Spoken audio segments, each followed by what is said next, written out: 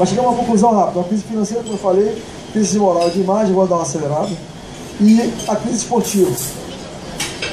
E chegamos à seguinte conclusão: até quando o Vasco aguenta isso? Porque esse era o nosso um dos pontos, porque também, quando você monta um projeto, você tem algumas variáveis.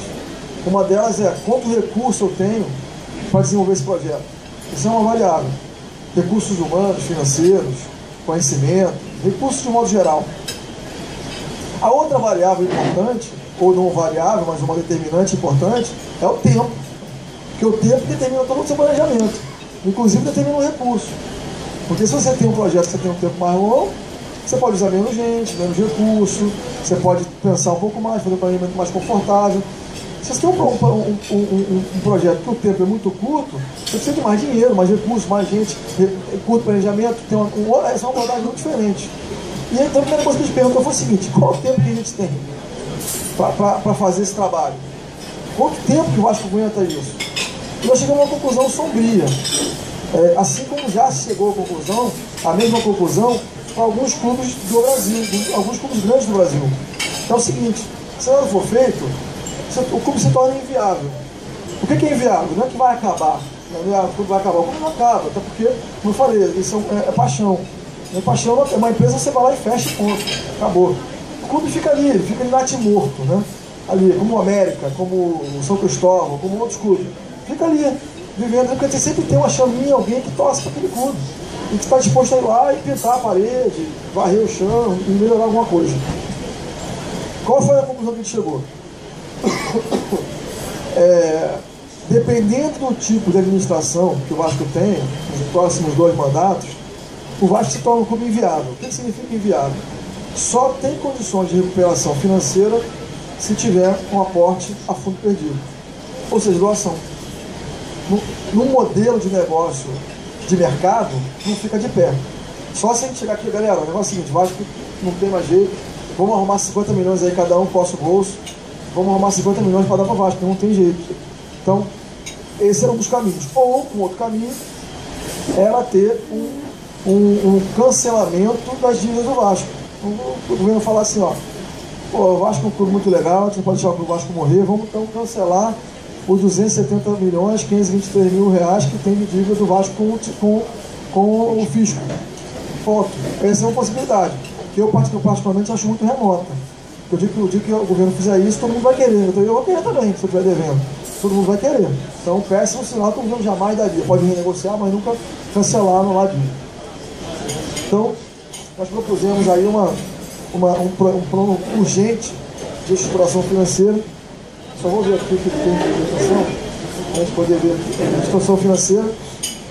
Essa apresentação já mudou, já veio errado, veio certo, então estou tentando saber que está aqui. O plano de estruturação financeira tem basicamente duas frentes.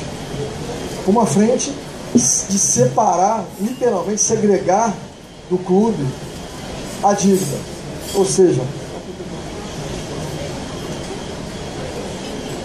tem um comitê gerido por um especialista em negociação de dívidas, que já tem uma figura identificada, conhecida do mercado, certamente vocês conhecem, como for anunciado, vocês vão saber quem é. É conhecido, que já conhece bem não só o Vasco, porque já viveu um pouco do dia a dia do Vasco, mas que conhece bem esse processo de negociação de dívida. Aqui tem uma unidade financeira, sabe que inclusive esse tipo de atividade dentro da área de conhecimento de finanças são atividades, são áreas de conhecimento diferentes. Então a gente resolveu separar isso. Para quê? Primeiro, para dar um sinal de que o Vasco mudou, a gestão mudou. Primeiro, dar um sinal subjetivo de que o clube precisa funcionar no dia a dia sem esse tipo de pressão. Então a ideia o negócio é o seguinte: nosso comitê de estrutura de dívida está lá na Rua Senador da 25, 12º andar, sala 1202. Você vai lá, bate na porta, vai ter um grupo lá trabalhando, vai lá e conversa com os caras. A única coisa que a gente vai fazer é receber a ligação do presidente do comitê para o presidente do Vasco, assim, ó, estamos indo muito bem, ou estamos indo muito mal. Isso eu quero saber dele, o resto é com ele, e ele vai tocar isso aí, obviamente, com uma relação direta com o nosso vice-presidente financeiro e com o nosso diretor executivo de finanças. Porque tem que ter ali uma disponibilidade de caixa para saldar ou não. Se ele conseguir jogar isso lá para frente, alongar a dívida, a gente conseguir reduzir o custo de serviço da dívida e fazer o aumento da dívida se tornar um pouco mais tranquilo, o diretor executivo vai estar dizendo, pô, não precisa nem me ligar, tá ótimo, toca o barco. Então a primeira coisa vai ser essa, o Comitê Gestor da Dívida.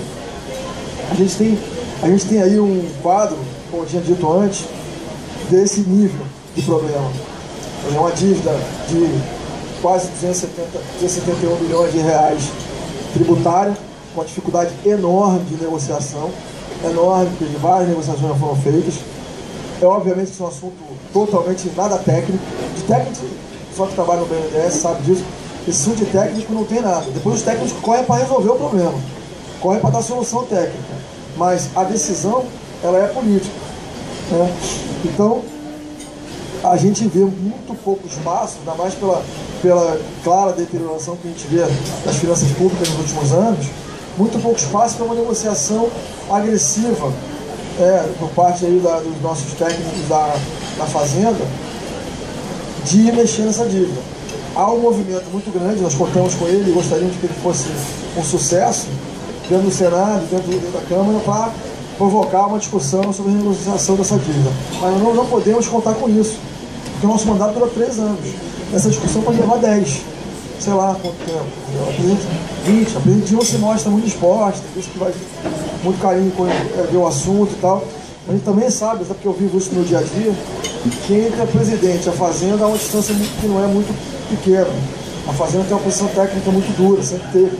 Eu participo aí dos comitês do COFIG, da CAMEX, eu sempre estou lá acompanhando esses detalhes, quem conhece sabe do que eu estou falando. E a gente consegue em tudo quanto é lugar a flexibilização. Quando bate na Fazenda, aí a conversa demora para sair. Então a gente sabe da dificuldade que é negociar com a Fazenda. Bom, trabalhistas são quase 90 milhões.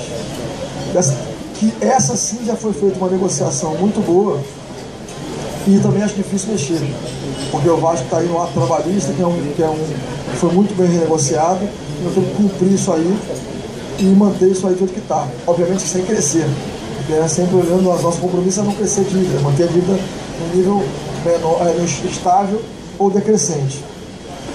E aí você tem algumas coisas que são gerenciais, por exemplo, aquisição de atletas e demais, tipo empréstimos, é o típico perfil de dívida gerencial, porque todas elas são, mas essas são aquelas do dia a dia, que a má gestão leva a fazer isso, né? Que são os empréstimos mal tomados, há um custo financeiro ridiculamente caro, o Vasco paga, se não me engano, 28% ao ano de juros, não assim.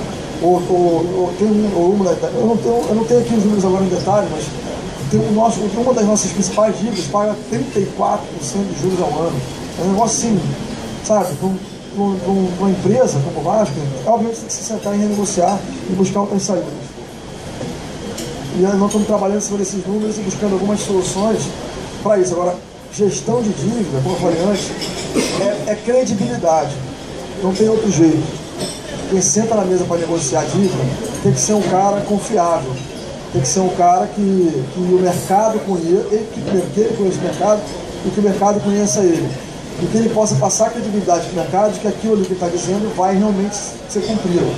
Porque quem sabe disso aqui, quem liga para o Mastercard e não paga a fatura, obviamente que ele não vai ter um desconto na fatura.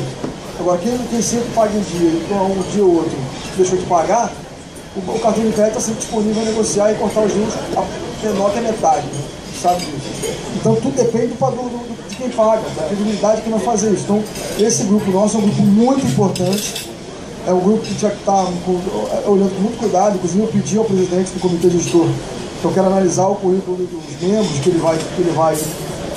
ele vai convidar para participar. Estamos pensando em 3 a 5 pessoas para se dedicar.